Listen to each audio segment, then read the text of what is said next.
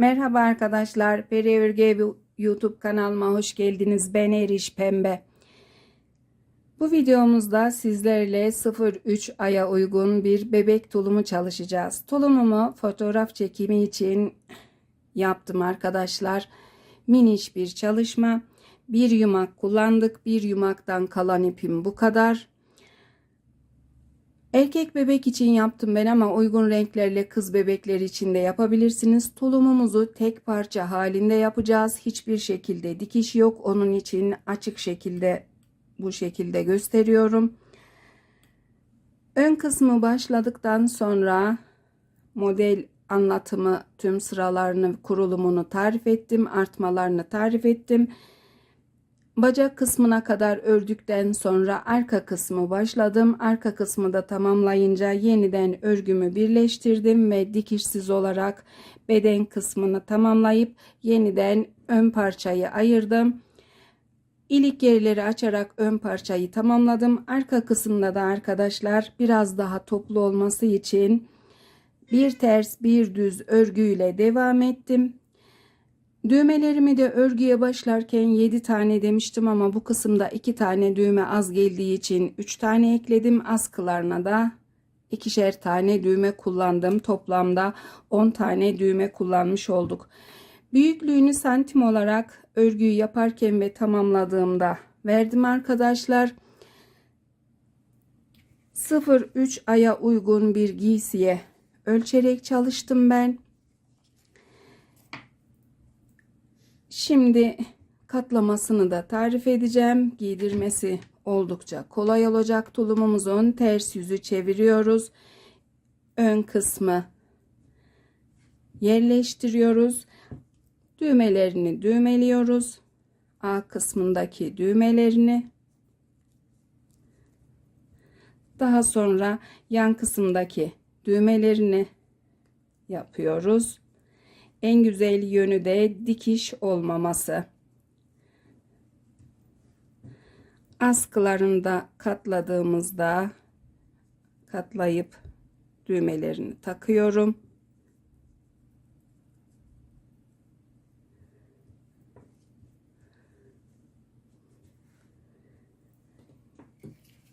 Giysimin üzerine ölçtüğümde arkadaşlar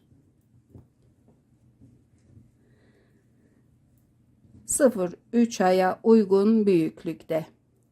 Başlıyoruz şimdi hep birlikte yapmaya. Yapacak tüm arkadaşlara kolay gelsin.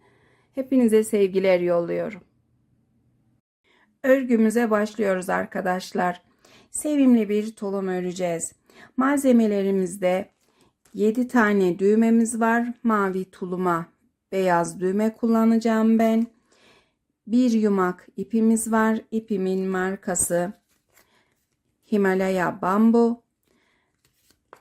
100 gram 260 metre. Benimle aynı renkte örmek isteyenler için renk No 236 20. Şişimizde benim şişim 3 numara arkadaşlar. Yazıyla da gösteriyorum. Her zaman videolarımda söylediğim gibi eli sıkı olan arkadaşlar 3,5 numara kullanabilir. Misinalı şiş sevmeyenler düz şişle örebilir. Şişimize 27 ilmek atarak başlayacağız. Sayıyoruz ilmeklerimizi 2, 4, 6, 8, 10, 12, 14, 16, 18, 20, 22, 24, 26, 27. Bir ters bir düz lastik öreceğimiz için ilmeklerimizi tek sayıda atıyoruz. Başlıyoruz şimdi. Kenar ilmeğini örüyorum. Daha sonra bir ters ilmekle başlıyorum. Ters ilmeğimden sonra düz ilmek öreceğim. Tekrar ters ilmek ve düz ilmek. Bir ters bir düz ilmeklerimizi öreceğiz.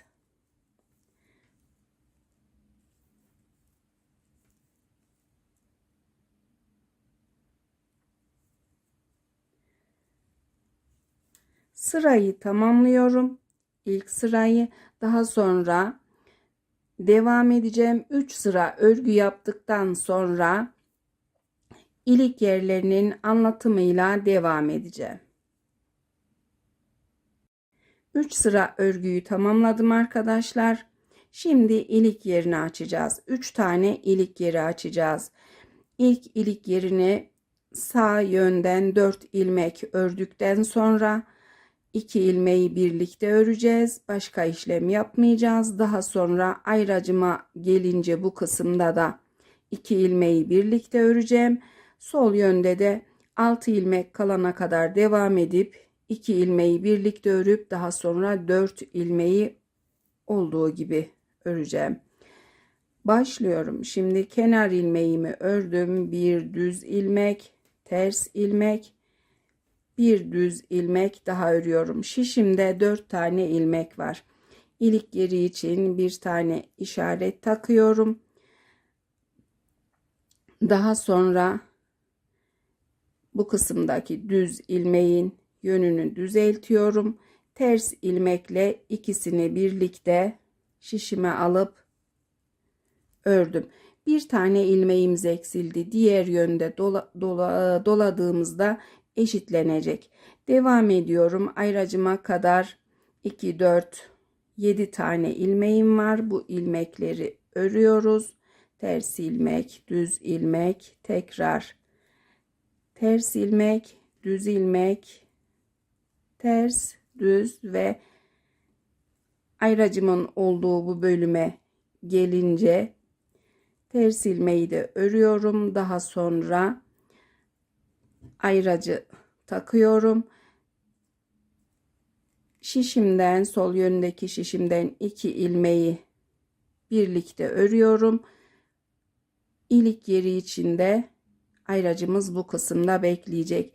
Şimdi sol yöne doğru 6 ilmeğimiz kalana kadar örüyoruz.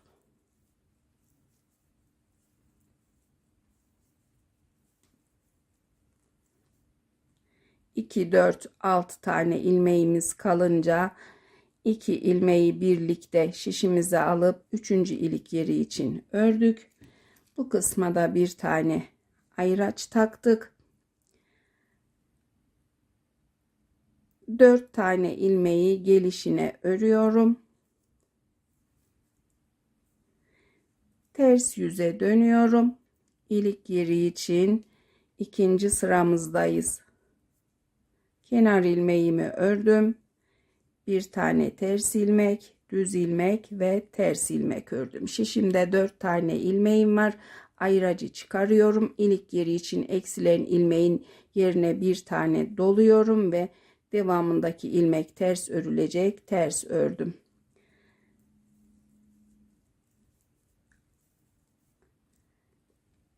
Ayraca kadar ilerliyoruz ilmeklerimizde. Ayracımıza gelince çıkardım ve bu kısımda yine ikisini birlikte ördüğümüz ilmeğin hizasındayız. Bir ilmek daha doluyorum. Bir düz ilmek örüyorum. Ters ilmek ve diğer ayracıma kadar ilmeklerimi örüyorum.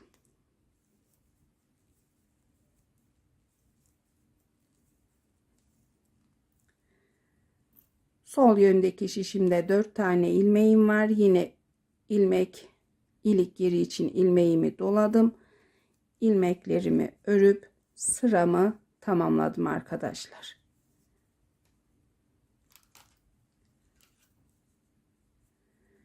Üç tane ilik yeri açmış olduk.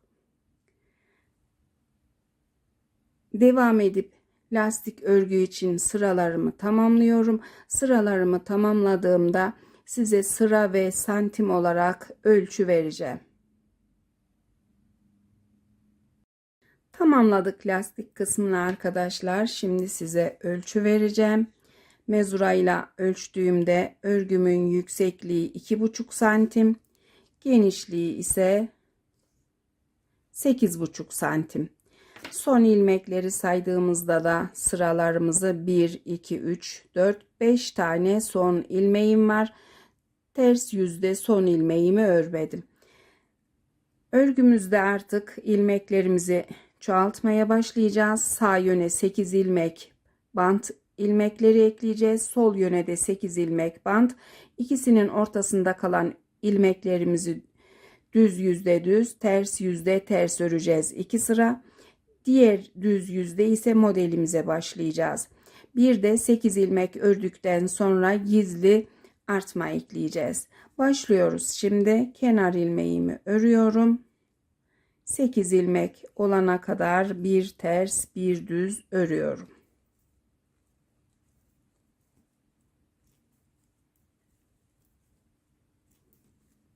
Kontrol ediyorum sizin için. 2, 4, 6, 8 ilmek. 8 ilmeği tamamlayınca bir tane ilmek ekliyoruz.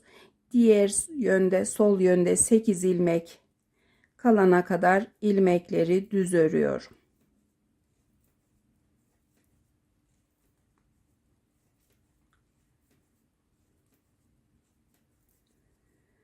İki, 4, 6, 8 ilmeğim kaldı sol yönde. Sol yön için artmamı ekliyorum. Daha sonra lastik ilmeklerini örüyorum.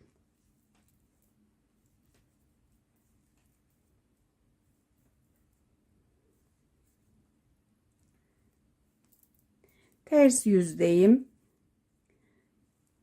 Yine 8 ilmeğimizi bir ters bir düz örüyoruz.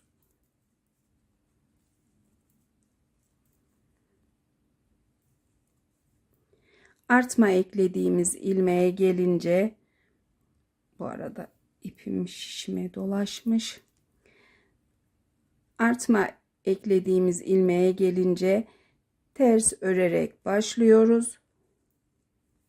Diğer ilmekleri de ters örüyoruz.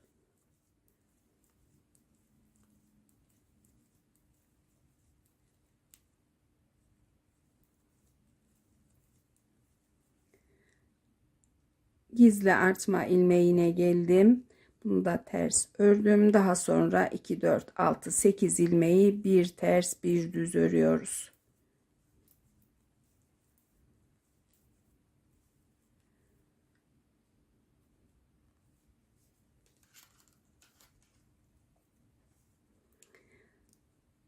Düz yüzdeyiz. Başlıyoruz şimdi. Örgümüzün düz ilmek bölümüne model kurulumu yapacağız arkadaşlar şimdi. 2 sıradan oluşan kolay bir model olacak.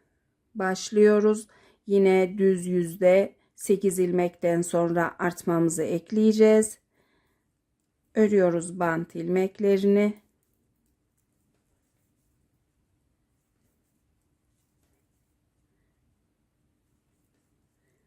2, 4, 6, 8 tane ilmek örünce bir tane ilmek ekliyorum. Devamında bir tane ters ilmek örüyorum. Modelimin ilk sırası için bu ilmeğim sürekli olarak bu kısımda ters olarak örülüp devam edecek. Modelim 5 ilmekten oluşacak arkadaşlar. Birinci ilmeği düz örüyorum. Daha sonra 3 ilmeği şişime alıyorum. Üçünü birlikte bir kez düz örüyorum. Şişimden çıkarmıyorum. Bir tane ilmek doluyorum şişime. 3 ilmeği tekrar örüyorum. 3 ilmekten 3 ilmek örmüş oldum. Bir tane düz ilmek daha örüyorum. 5 ilmeği tamamladım. İki modelin arasında bir tane ters ilmeğimiz olacak. Ters ilmeği örüyorum. Tekrar ikinci model için bir düz ilmek örüyorum. Daha sonra 3 ilmeği şişime alıyorum. Üçünü birlikte bir kez örüyorum. Şişimde tutuyorum. Şişime bir kez doluyorum. Tekrar örüyorum. 3 ilmekten 3 ilmek çıkarıp ördük. Bir tane düz ilmek örüp 5 ilmekten oluşan modeli tamamladık. Daha sonra ters ilmeğimizi ördük. Artmamızı ekledik. 8 ilmekten oluşan bant ilmeklerini örüp düz yüzden sırayı tamamlıyoruz. Ters yüzde modelimizin ikinci sırasındayız.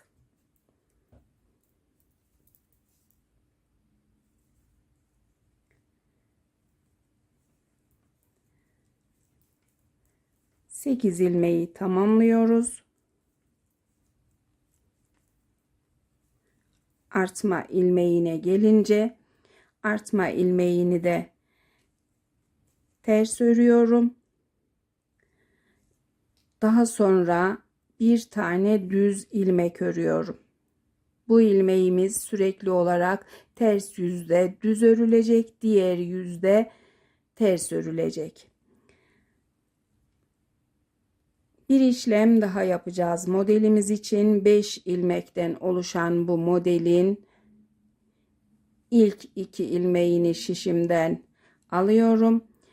İlk sıradaki ilmeği sol yöne takıyorum. İkinci sıradaki ilmeği birinci sıraya alıyorum. Daha sonra ilmeğimi ters örüyorum. Değiştirdiğim ilmeği de ters örüyorum. Üçüncü ilmeği de ters ördüm. 2 ilmeğimiz kaldı. Bu ilmeklerden ilk sırada olanı ikinci sıraya alacağız. Diğer ilmeği birinci sıraya alıyoruz. İkisini de ters örüyorum. 5 ilmekten oluşan modelin 5 ilmeğini de ördük. İki modelin arasındaki olan bir tane düz ilmeğimizi örüyoruz. İkinci model için de aynı işlemi yapacağız. 2 ilmeği şişimden alıyorum. İlk sıradaki ilmeği sol yöndeki şişe takıyorum. Diğer ilmeği ilk sıraya alıyorum. Ters örüyorum. İkinci ilmeği de ters örüyorum. Üçüncü ilmeğimizi de ters ördük. Bu 2 ilmeğe de işlem yapacağız. Şişimizden alıyoruz. İlk sıradaki ilmeği sol yöndeki şişe takıyoruz. Daha sonra ikinci sıradaki ilmeği ilk sıraya alıp ters ördük. Diğer ilmeği de ters ördük. Daha sonra yine modelden sonraki bir tane ilmeğimiz var. Ters yüzde düz örülen, düz ördük.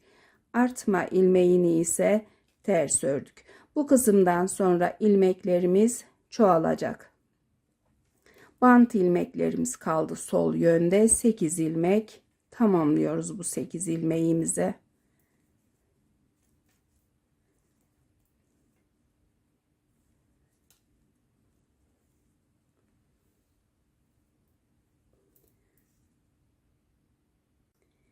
Düz yüzdeyiz tekrar. Örgüye yeni başlayan arkadaşlarım için birazcık daha sıraları tarif edeceğim. Başlıyoruz şimdi. 8 ilmeğimizi örüyoruz.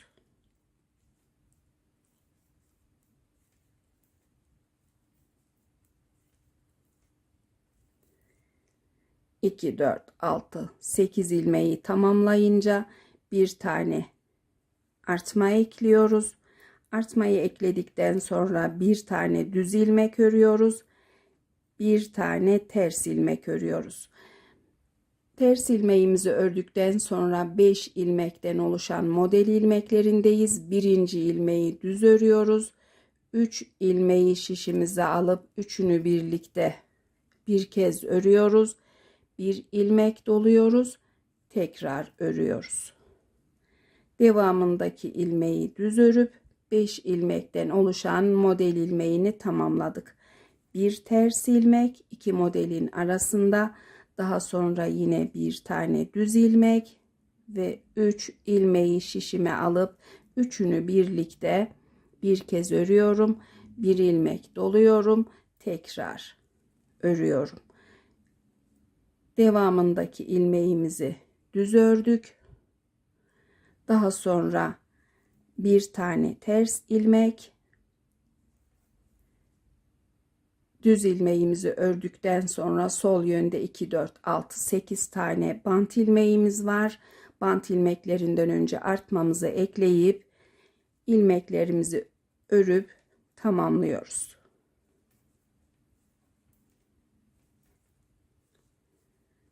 Modelin ikinci sırası yine ters yüzdeyiz.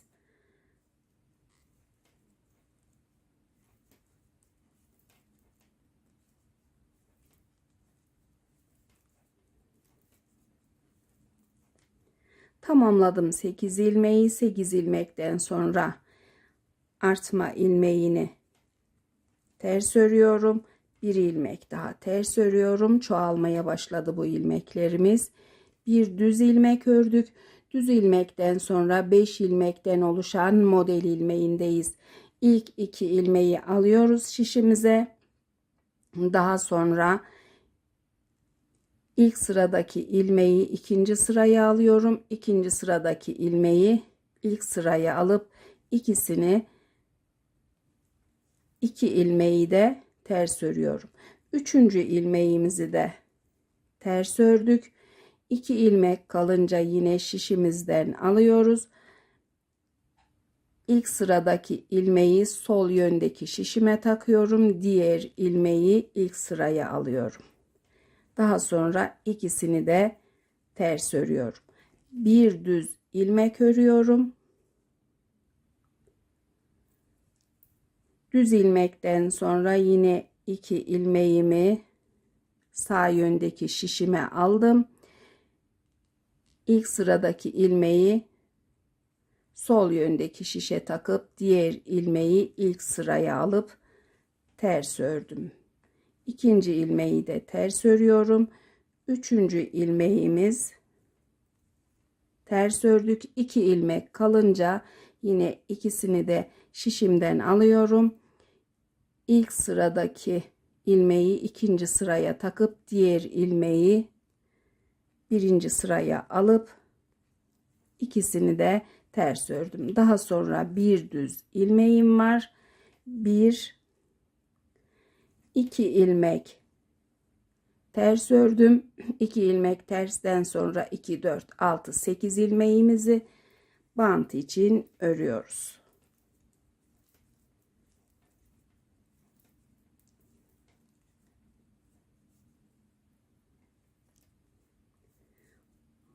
Modelimiz kendini belli etti arkadaşlar. Yine de sizin için bu sırayı da anlatım yapacağım. Kenar ilmeğimi ördüm.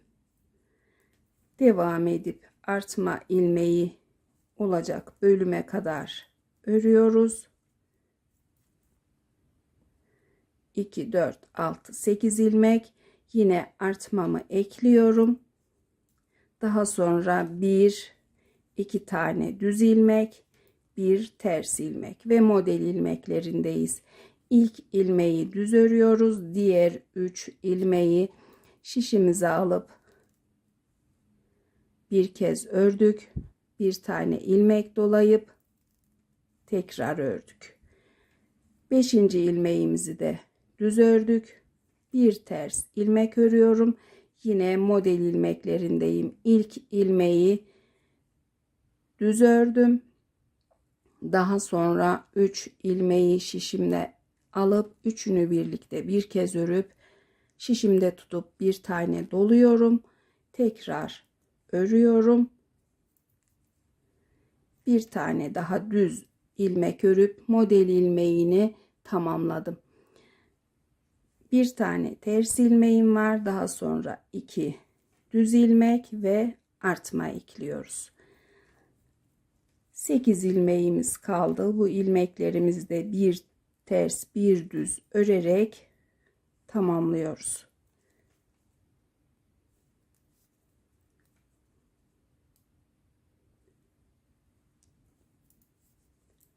Ters yüzdeyiz.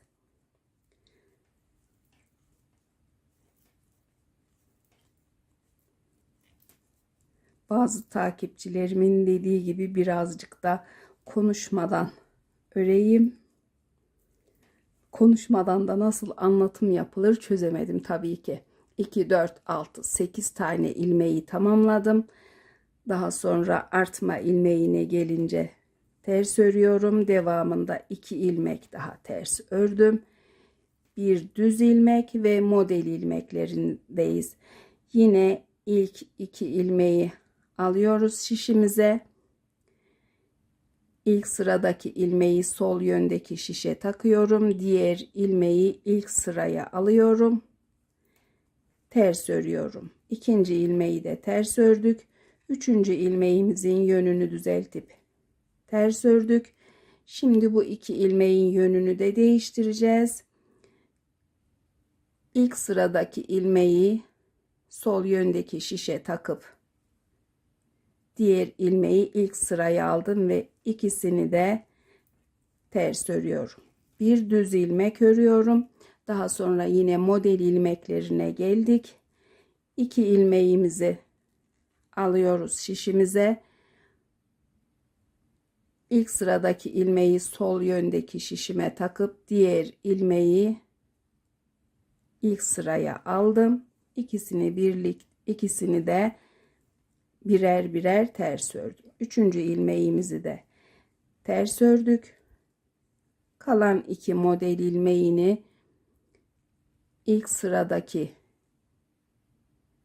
ilmeği ikinci sıraya aldım. Diğer ilmeği öne aldım. Ve daha sonra ikisini de ters ördüm. Bir düz ilmek, daha sonra artan bu kısımda çoğalan ters ilmeklerimiz 3 tane oldu. 2, 4, 6, 8 ilmek bant ilmeği kalınca tamamlayıp örüyoruz.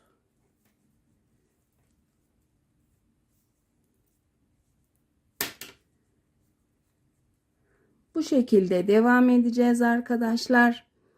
Yeterli ilmek sayısına bu kısımda ulaşınca size ilmek sayısıyla yine santim ve sırayla ölçü vereceğim. Artmalarımızı unutmuyoruz. Düz yüzde 8 ilmekten sonra sağ ve sol yöne ilmekler ekliyoruz. Devam ediyorum. Tulumumuzun ön parçasında yeterli uzunluğa ve ilmek sayısına geldik arkadaşlar. Şişimizde toplamda 65 ilmeğimiz var. 65 ilmekle mezura ile ölçtüğümde de örgünün yüksekliği 12 santim. Model sıralarını da saymak istiyorum size. Modelimizde 2, 4, 6, 8, 10, 12, 14, 16, 18 tane model yapmışız. Bu parçamız şimdi bekleyecek. Diğer bir şişe, düz bir şişe aldım zaten. Biz arka parçayı başlayacağız. Arka parça için ipimin içinden ip çıkardım ve şişime aynı sayıda 27 ilmek attım. 27 ilmeğim var. 27 ilmeğimi bir ters bir düz lastik örmeye başlayacağım. Bir de arkadaşlar özellikle söylüyorum, ipinizi kesmeyin, çünkü hangi iple devam edeceğimizi örgümüzü birleştirdiğimizde göreceğiz. Onun için ipi kesmiyorum. Alt ucundan aldım. Başlıyorum arka kısmı için. Örgüme kenar ilmeğimi ördüm. Daha sonra ters ilmek, düz ilmek, ters ilmek ve düz ilmek. Lastiğimi ön parçadaki sayı kadar öreceğim. Lastik kısmını ördükten sonra size devamında anlatım yapacağım. Tamamladım lastik sıralarımı arkadaşlar. Son ilmekleri saydığımda 1, 2, 3, 4, 5 tane son ilmeğim var. Şimdi artmalarımızı yapmayacağız. Yaklaşık 2 santim örgü öreceğiz. 2 santim örgüde sağ yönde 8 ilmek bant, sol yönde 8 ilmek bant, orta kısımdaki ilmekler düz olacak. Arka kısma modelde uygulamayacağız. Düz öreceğiz. 8 ilmeği bir ters bir düz örüyorum.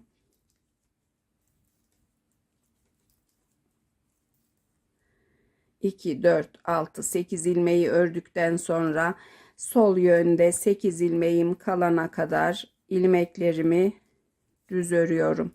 Arka kısımda artmalarımızı 2 santim örgüyü tamamladıktan sonra yapmaya başlayacağız. Sol yönde 2, 4, 6, 8 ilmeğim var.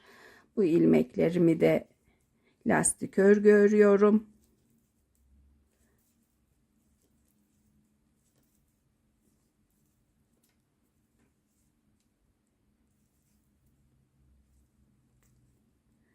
Ters yüzdeyiz.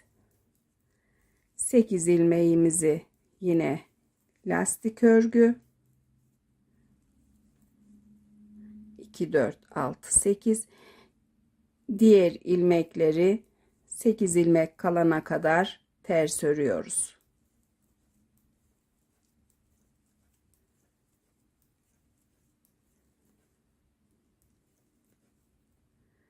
2, 4, 6, 8 ilmek kalınca ters ilmekle başladık. Düz ilmek, ters ilmek, düz, ters, düz, ters ve tamamladık. Devam edip bu şekilde düz kısımda 2 santim örgü olana kadar örüyorum arkadaşlar. Daha sonra anlatıma devam edeceğim. Tamamladım 2 santim örgüyü arkadaşlar. Mezurayla ölçtüğümde düz örgü bölümünde örgümüzün yüksekliği 2 santim. Şimdi arka kısımda da artmalarımıza başlayacağız.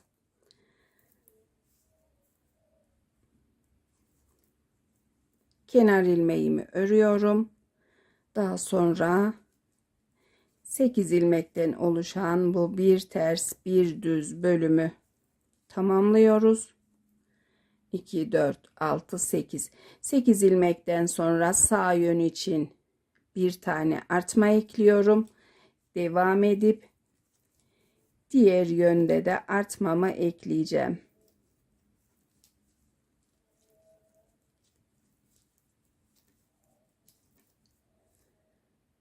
İki, 4, 6, 8 ilmeğim var. Sol yöndeki şişimde bir tane artma da bu kısma ekliyorum. Daha sonra sıramı tamamlıyorum.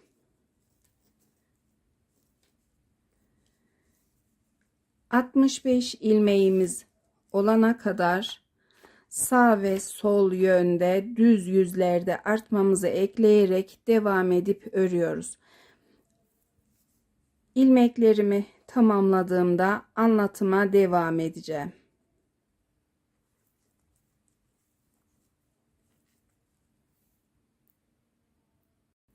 Tulumumuzda arka parçayı da tamamladık arkadaşlar.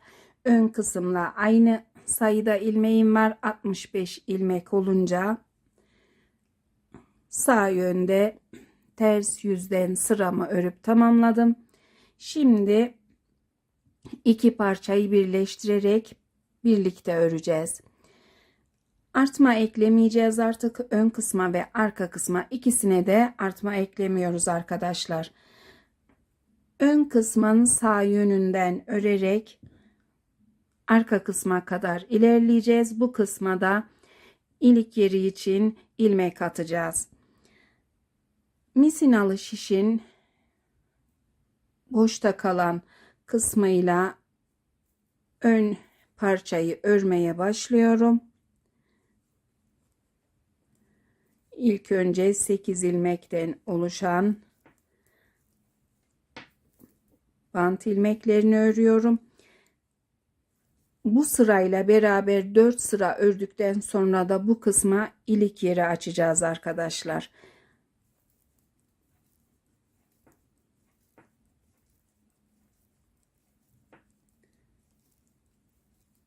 Devam ediyorum.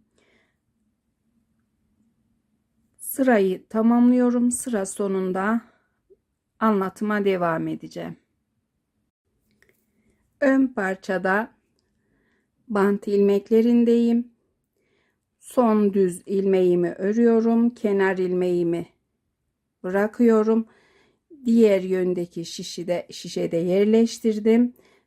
Ön parçanın son ilmeği ile arka parçanın ilk ilmeğini ikisini birlikte ters örüyorum. İpimi çekip yerleştiriyorum.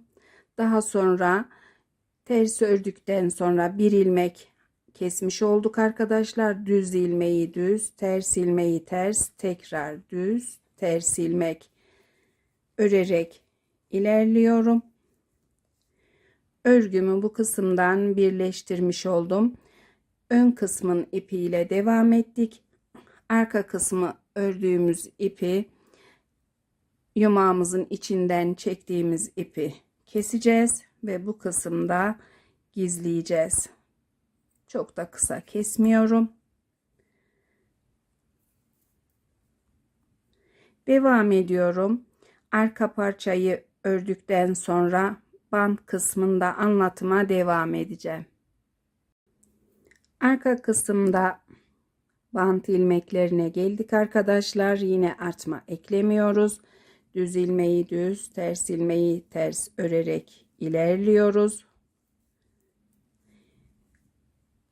Kenar ilmeğimiz kalınca bu ilmeğimizi ters örüyoruz.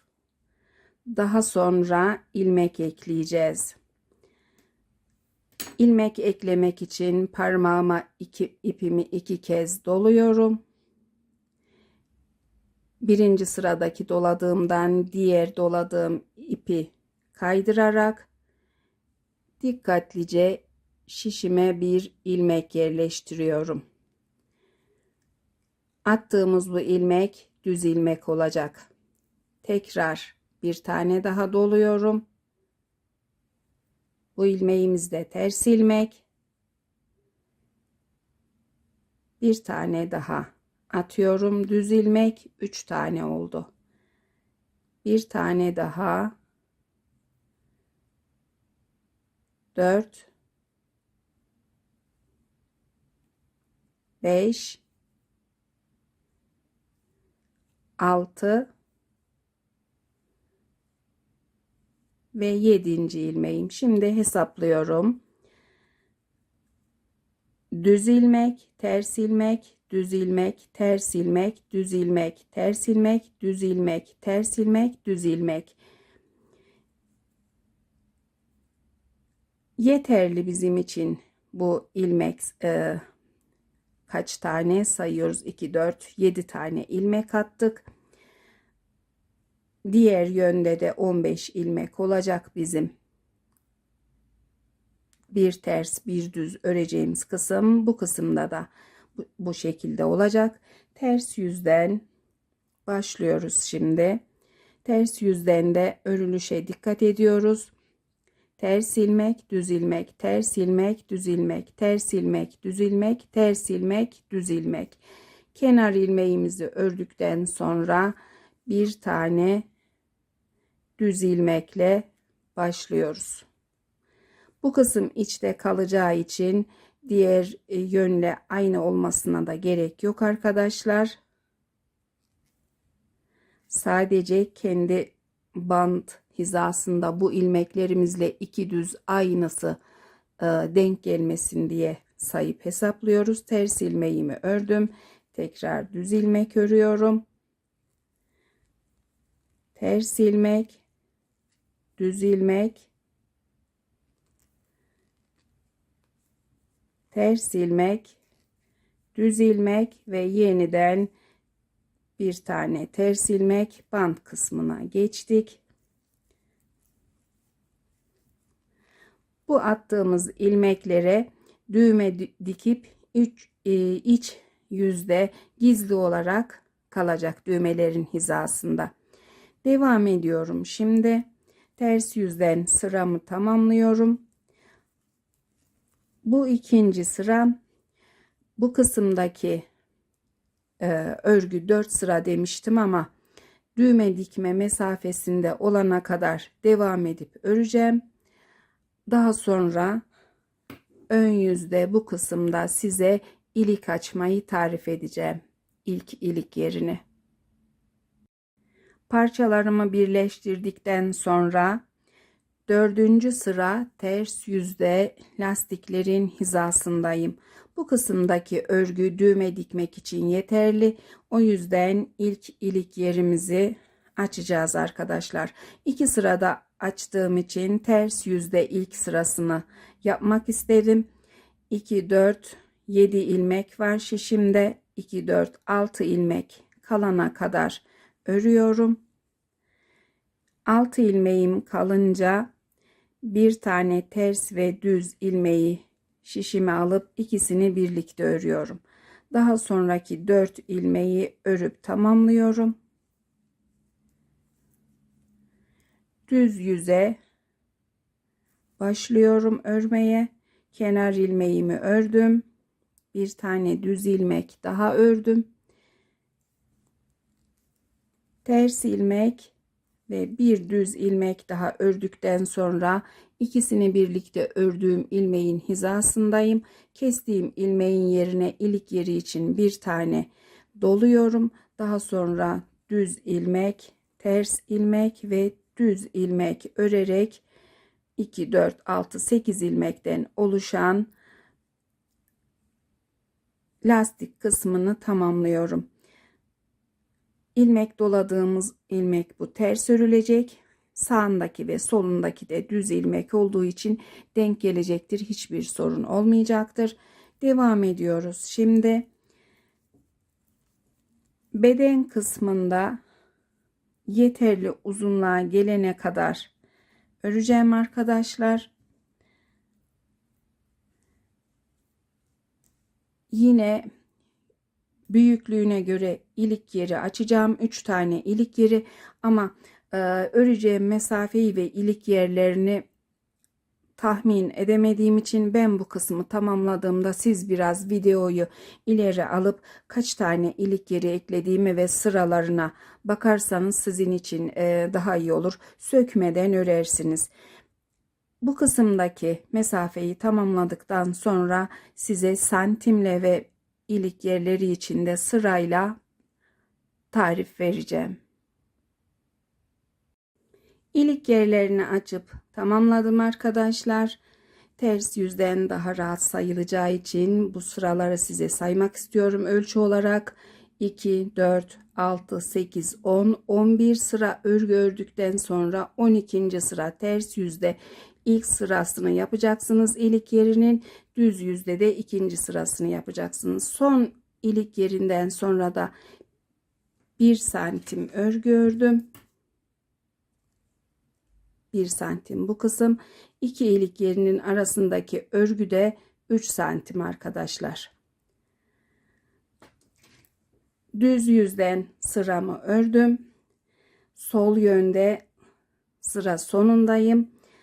Bu kısımdaki örgünün hem bu son ilmeklerini sayacağım hem de santimle ölçü vereceğim. Son ilmekleri saydığımızda 2, 4, 6, 8, 10, 12, 14, 16, 18, 19 tane son ilmeğimiz var.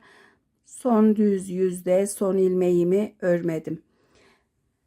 Santim olarak da ölçtüğümüzde örgümüzün yüksekliği 9,5 santim arkadaşlar. Şimdi eklediğimiz ilmekleri bu yönde keseceğiz. Arka kısmı ayraç taktığım kısma kadar öreceğiz. Bu kısımdaki bu ayraç taktığım ilmeğimi 2 kez öreceğim. Çünkü örgümüzü ikiye böleceğiz. Önce ön parçayı sonra arka parçayı öreceğimiz için bu kısımda 2 ilmeği birlikte örerek 1 ilmek kesmiştik. Ayraç taktığım bu ilmeği 2 kez örerek ön yüzdeki ilmeğimi hazırlayacağım. Eklediğimiz ilmekleri keserek başlıyoruz. Tığla keseceğim ben. Son ilmeğimi örüyorum. Kenar ilmeğimi. Bu arada bir tane hata olmuş arkadaşlar. Ters ördük ilmeği. Düzelttik.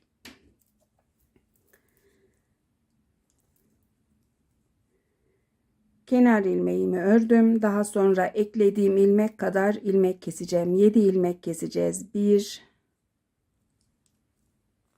2 3 4 5 6 ve 7.'si. 7 ilmek kesince bu ilmeğimi şişime takıyorum. Bant ilmeklerini bir ters bir düz örüyorum.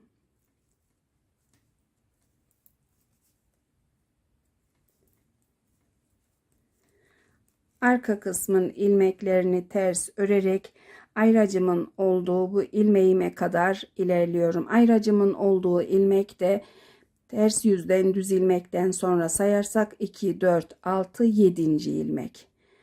Bu kısımda tarife devam ediyorum. Ters yüzde lastik örgülerin olduğu bölümdeyim. Başlıyorum örmeye. Bu ilmeğimiz lastik örgüsüne dahil.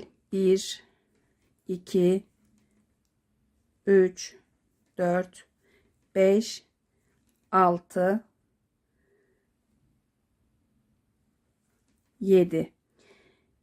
7 ilmek ördükten sonra 8. ilmeği bir kez örüyorum düz ilmek.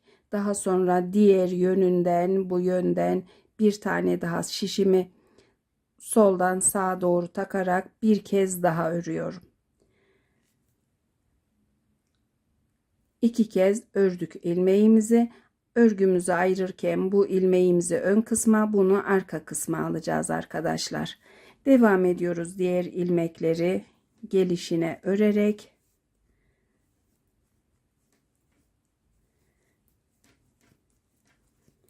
Ters yüzden sırayı tamamlıyorum. Düz yüzde anlatıma devam ediyorum. Düz yüzdeyiz arkadaşlar. Şimdi tekrar düz ilmeklerin olduğu bölümden sağ yönden ve sol yönden ilmeklerimizi kesmeye başlayacağız.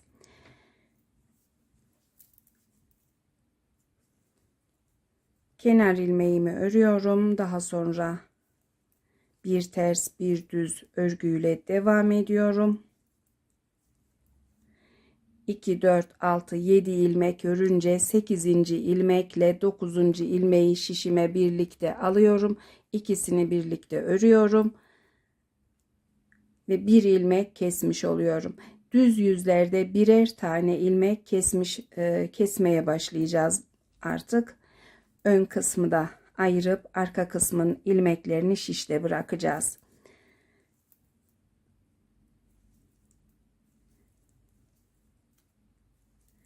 İlmeklerimde ilerliyorum. İlmek keseceğim bu bölümde, bu kısımlarda anlatıma devam edeceğim.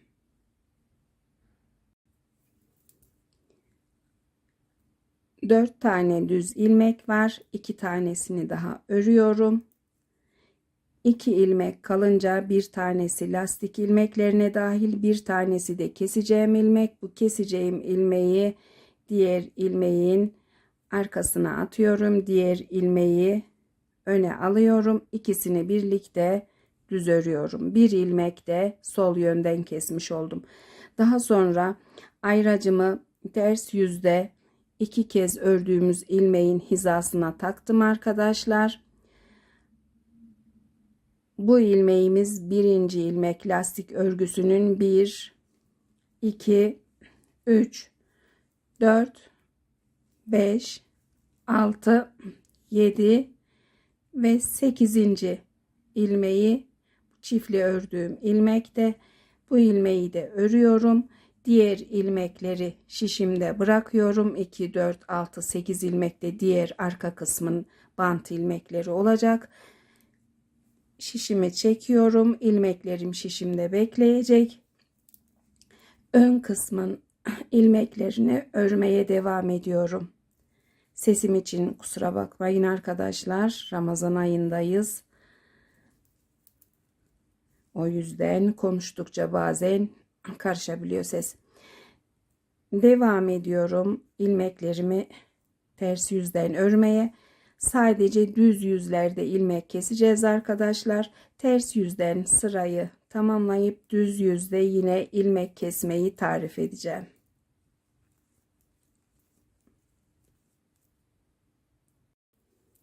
Ön yüzdeyiz. Yine ilmek keseceğiz. Kenar ilmeğimi örüyorum. Daha sonra bant ilmeklerinden 7 tanesini örüyorum.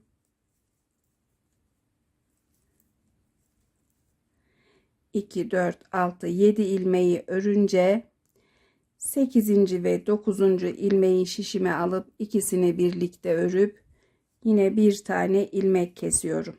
Devam ediyorum diğer yöne doğru. Diğer yönde de bu kısımda bu 2 ilmeğimi birlikte örerek yine keseceğim. Bu şekilde devam edip arkadaşlar şişimizde 35 ilmek kalana kadar örüyoruz. 35 ilmek kalınca anlatıma devam edeceğim. Tamamladım sıralarımı arkadaşlar. Şişimde 2, 4, 6, 8, 10, 12, 14, 16, 18, 20, 22, 24, 26, 28, 30, 32, 34, 35 ilmeğim var. Model örmeyi bırakıyoruz artık. Tüm ilmeklerimizi bir ters bir düz örgüye döneceğiz. Tek sayılı olduğu için ilmeğimiz denk gelecektir. Bir ters bir düz örgü.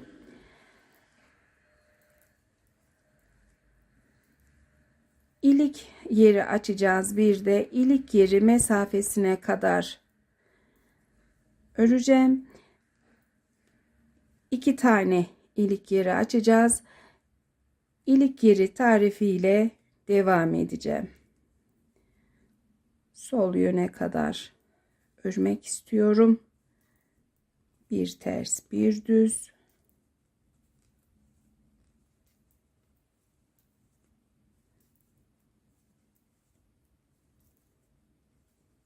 Ters ilmek ve lastik ilmeklerine gelince devam ediyorum.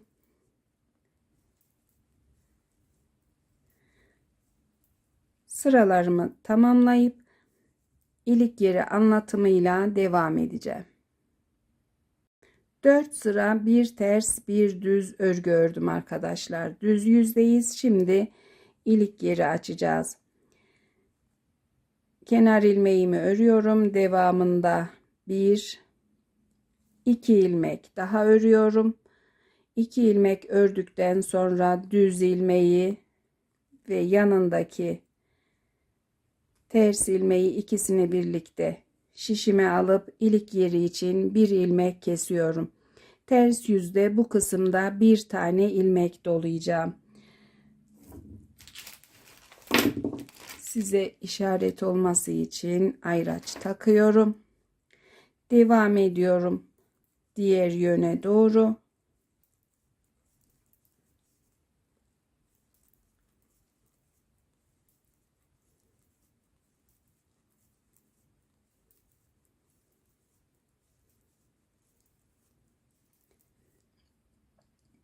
Sol yönde 6 ilmeğim kalana kadar öreceğim.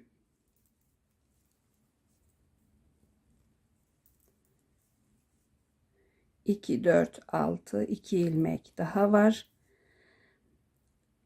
6 ilmek kaldı arkadaşlar. İlk 2 ilmeği birlikte şişime alıyorum. İkisini birlikte örüyorum. Kalan 4 ilmeği gelişine örüyorum. İlmeklerimizin denk gelmesi için, ilik yerimizin düzgün olması için bu şekilde açtık. Düz ilmeklerin arasına geldiğinde güzel durdu çünkü. Kenar ilmeğimi ördüm. Daha sonra ters ilmek, düz ilmek ve bir tane daha ters ilmek ördükten sonra şişimde 4 ilmek var. 1 ilmek doluyorum ilik yeri için. Daha sonra ilmeklerimi gelişine örüyorum. Bu yönde de 4 ilmekten önce 1 ilmek dolayacağım ayracın olduğu bölümde. Daha sonra sıralarımı tamamlayıp ilmeklerimi kapatıyorum.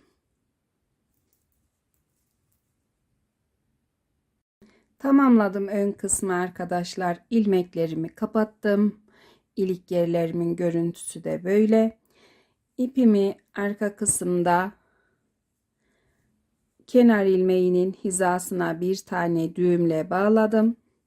Şimdi arka kısmı öreceğiz. Arka kısımda da sağ ve sol yönden ilmeklerimizi kesmeye başlayacağız. Bir de düz örgü değil, bir ters bir düz lastiğimizdeki örgüden yapacağız arkadaşlar. Biraz daha arka kısmı böyle toplasın istiyorum. O yüzden bir ters bir düz örgüye döneceğiz. Kenar ilmeğimizi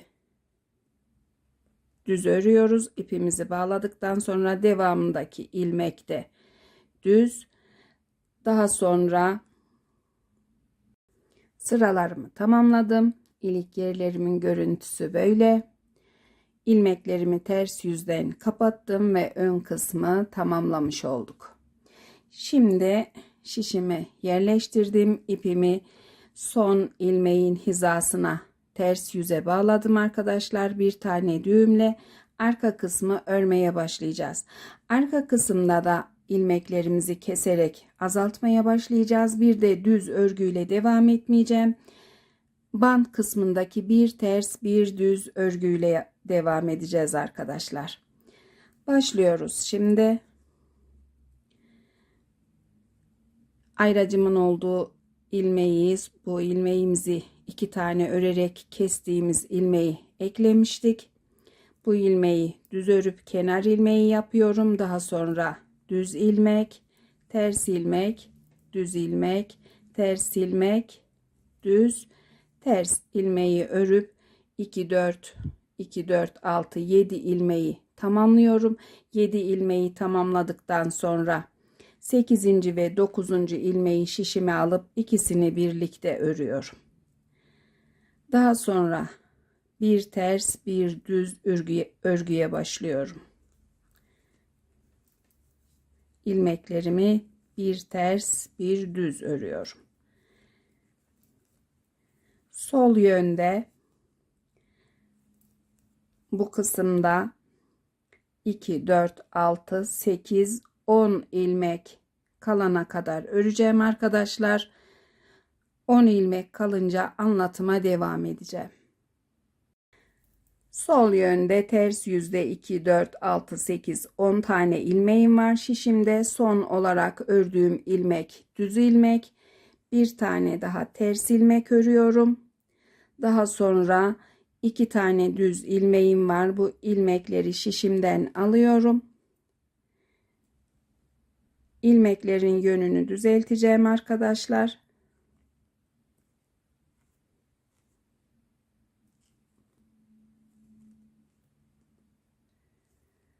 İkisini birlikte şişime alıp düz örüyorum. Bir tanesini kesmiş oluyorum. 2 4 6 7 ilmeğim var. 7 ilmeği de bir ters bir düz örerek tamamlıyorum.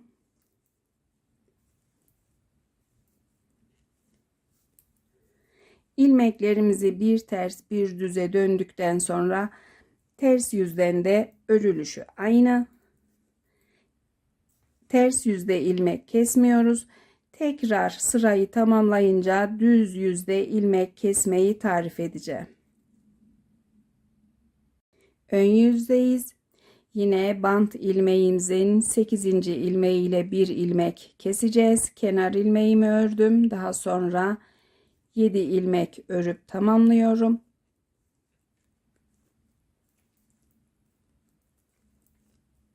İki 4 6 7 ilmeği örünce 8. ve 9. ilmeği şişime alıp ikisini birlikte örüp bir tanesini kesiyorum. Bir önceki düz sırada da bir ilmek kestik. Diğer ilmeklerim örülüşüne göre düz olacak, bu ilmeğim düz örüyorum, diğerini ters örüyorum. Sol yöne doğru bir ters bir düz örerek ilerliyorum arkadaşlar. Bu kısma gelince yine 9 ilmek kalana kadar devam edip 9. ve 8. ilmeği birlikte örüyorum. Kalan ilmekleri de lastik olarak örüyorum. Şişimde ön kısımdaki gibi 35 ilmeğim kalana kadar sağ ve sol yönden düz yüzde birer ilmek keseceğim. 35 ilmek kalınca bu kısımdaki kadar lastik öreceğim. Lastik örgüyü de tamamlayınca anlatıma devam edeceğim. Tamamladım sıralarımı arkadaşlar. Şişimde ön kısımdaki kadar 35 tane ilmeğim kaldı. 35 ilmeğin sağ yönde 2, 4, 6, 8, 9 tanesini öreceğim. Şimdi bu 9 ilmekle askı yapacağız. Sağ yöndeki askıyı tamamladıktan sonra ipimizi bu kısma bağlayıp ilmeklerimizi 9 ilmek kalana kadar kapatıp daha sonra sol yönde de askılarımızı örmeye başlayacağız. Sağ yön için başlıyoruz. Kenar ilmeğimi örüyorum. Daha sonra 9 ilmek olana kadar bir ters bir düz örüyoruz.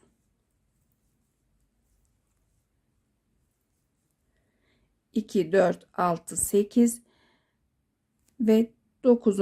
ilmeğimi ters örüyorum. Diğer yönden son ilmek olarak şişime alıp diğer ilmeklerimi örmeye başlıyorum. Yeterli uzunluğa gelene kadar devam edeceğim askı için. Yeterli uzunluğa gelince size santimle ve sırayla ölçü vereceğim.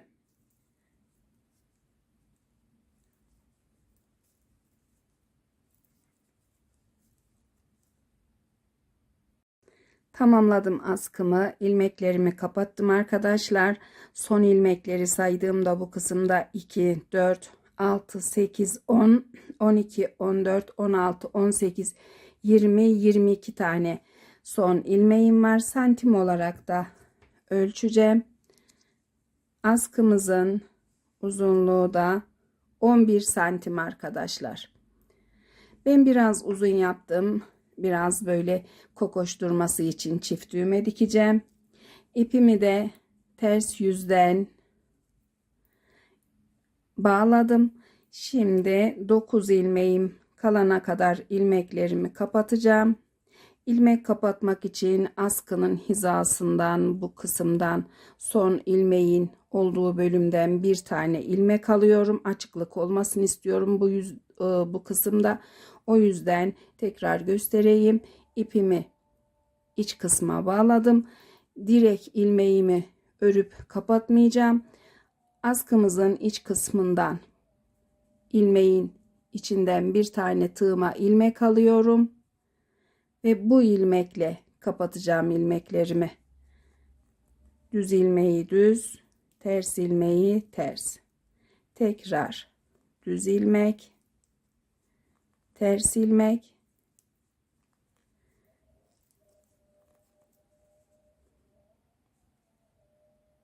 İpimizi de gizlediğimiz zaman bu kısımda hiç açıklık olmayacak arkadaşlar.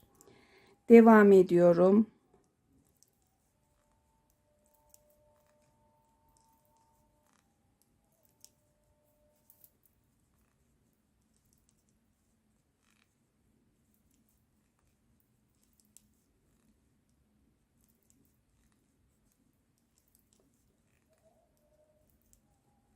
Sayıyorum ilmeklerimi 2, 4, 6, 8, 9. Bir ilmek daha kestim ve tığımdaki ilmekle birlikte 9 ilmeğim var. Tığı bırakıyorum. Şişime aldım. Sol yöndeki askımızı da örüp tamamlıyorum. Daha sonra tulumumun ölçülerini vereceğim arkadaşlar. Tamamladık tulumumuzu arkadaşlar. Askı kısımlarını tamamladıktan sonra ikişer düğme diktim. Örgüye başlarken 7 tane düğme demiştim ama askı kısmında biraz süslü olması için ikişer tane diktim. Yanlarında da mesafeye göre 2 tane düğme birazcık açılırdı örgü giydirince. O yüzden 3 tane kullandığım için düğme sayımız 10 tane oldu. Örgünün başlangıcında da söyleyeceğim. 10 düğme diye tekrar. Şimdi santim olarak size ölçüsünü vereceğim. Tulumumuzun genişliği arkadaşlar yaklaşık düzelttiğimde 43 santim. Ön kısmın uzunluğu 32 santim. Arka kısımda ise 2 santim fazla ördük başlarken ama daha sonra sırtında toplaması için bir ters bir düz örgüye döndüğümüz için bu örgü daha toplu olduğu için ölçüsü hemen hemen ön kısımla aynı. 32,5 santim, yarım santim fark var. Katladığımızda bu fark bu kısımda, ön kısımda kalacak. Şimdi düğmelerini yapıyorum. Alt kısımdan düğmeleyeceğiz. Askısını da ikinci düğmeden düğmeliyorum.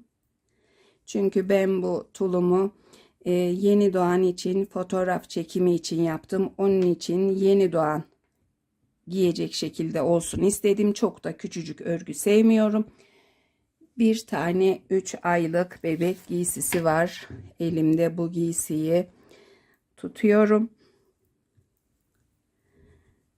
Omuz kısmından tuttuğumda 3 aylık bebek giysisine büyüklüğü 3 aylık ölçüde olacak gibi arkadaşlar. Ama anlatırken ben yine eli sıkı olan arkadaşlar için, yeni doğan için diyeceğim. Fotoğraf çekiminde giydikten sonra 2 ay 3 ayda bebeğin bünyesine göre giyebilir. Tarifimizin de sonuna geldik arkadaşlar. Etiketi de göstermek istiyorum. 0-3 ay giysi ve bu giysiye göre büyüklüğü böyle arkadaşlar, genişliği ve uzunluğu.